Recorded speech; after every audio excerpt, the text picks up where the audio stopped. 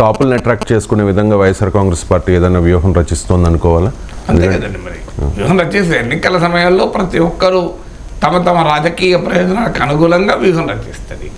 కాపు vote 2014లో TDP, BJP, Janasena కూటమికి పడింది majority vote. 2019లో వివిధ కారణాల రీత్యా కాపు ఓటు షిఫ్ట్ అయింది.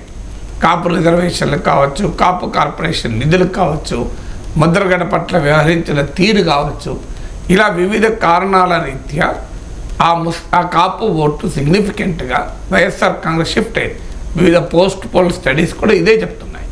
సో ఇప్పుడు పవన్ కళ్యాణ్, జనసేన, టీడీపీ కలయిక వల్ల కాపు ఓటు మరోసారి వైసీపీ నుంచి టీడీపీకి బదిలీ, టీడీపీ జనసేన కూటమికి బదిలీ అవుతుంది అనేటువంటి వాతావరణం క్షేత్రస్థాయిలో కనబడుతుంది.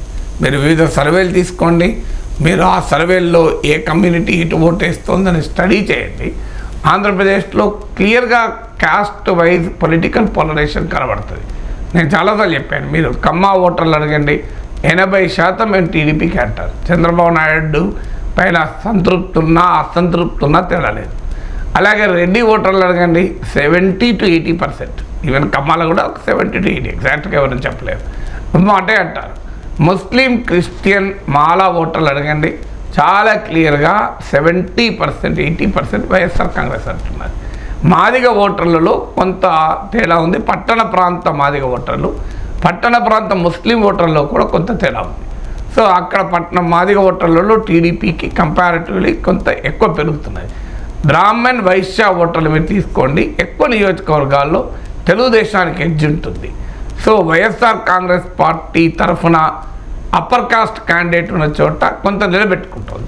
BC vote చీలుతోంది. ఇలా మీకు సామాజికంగా అనేక సర్వేలు, నేను వివిధ సర్వేలు చూసి కంక్లూడింగ్గా చెప్తున్నాను. పోల్ ఆఫ్ ద పోల్స్ అంటారు, అంటే 4-5 సర్వేలు చూసినప్పుడు ఓవరాల్గా సగటు తీసి చెప్తున్న అంశం ఇది. అలాగే మీకు కాపు ఓటు అనేది ఇప్పుడు క్లియర్గా మెజారిటీ ఓటు టీడీపీ, జనసేన కూటమికి వెళ్తుంది. ఈ పరిణామాన్ని అడ్డుకోవడం అనేది వైసీపీకి చాలా చాలా కీలకం. ఎందుకంటే అనేక నియోజకవర్గాల్లో ఇది ప్రధానమైనటువంటి అంశంగా ఉంటుంది. ఇప్పుడు ఈస్ట్, వెస్ట్, కృష్ణా, గుంటూరు ఈ నియోజకవర్గాల్లో మీకు టీడీపీ, జనసేన కలవడము, కాపు ఓటు షిఫ్ట్ కావడం అనేది ఎన్నికల ఫలితాలనే ప్రభావితం చేయగలిగే అవకాశం ఉన్నటువంటి అంశం. సో ఈ అవకాశాన్ని దెబ్బతీయటానికి వివిధ రూపాల్లో వైఎస్ఆర్ కాంగ్రెస్ వ్యూహం పడుతుంది. అందులో మొదటి వ్యూహం ఏంటంటే బీజేపీ జాతీయ నేతల్ని రంగంలో తనకున్న సంబంధాల ద్వారా జనసేన టీడీపీ వైపు పోకుండా పవన్ కళ్యాణ్ను బీజేపీతోనే నిరోధించేలా, ఆ రకంగా త్రిముఖ పోటీ ఉండేలా జగన్ ముందు ప్రయత్నించాడు. ఆ ప్రయత్నంలో భాగమే బీజేపీ ఇప్పటి వరకు తేల్చుకోకపోవడము.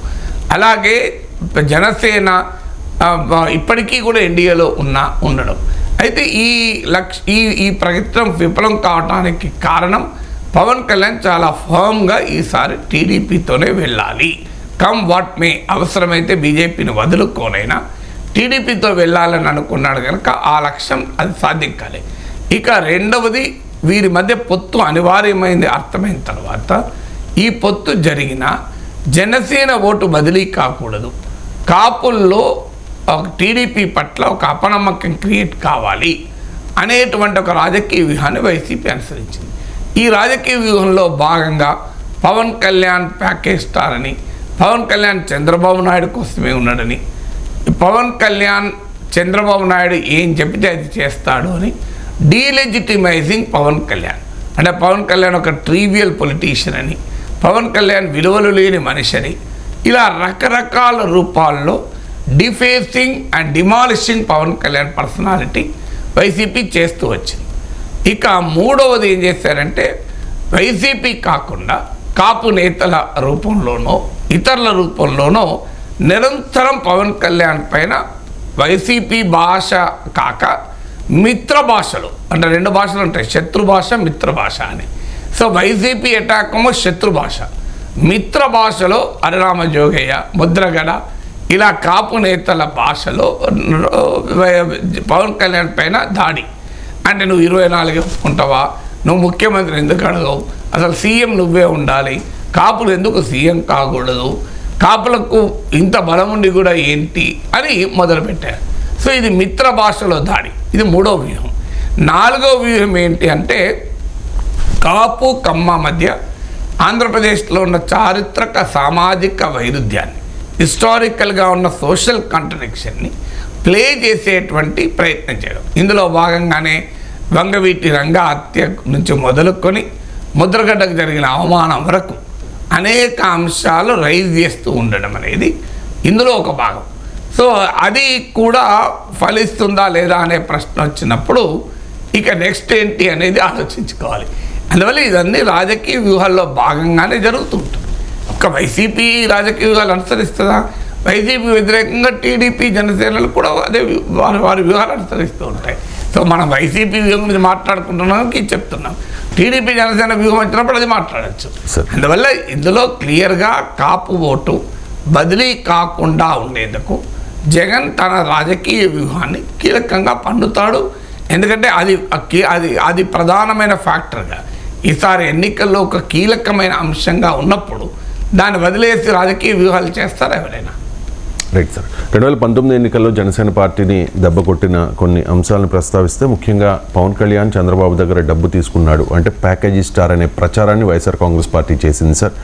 అప్పుడు వాళ్ళు ఖండించలేదు, ఆ తర్వాత ఇప్పుడు కూడా ఖండించడం లేదు.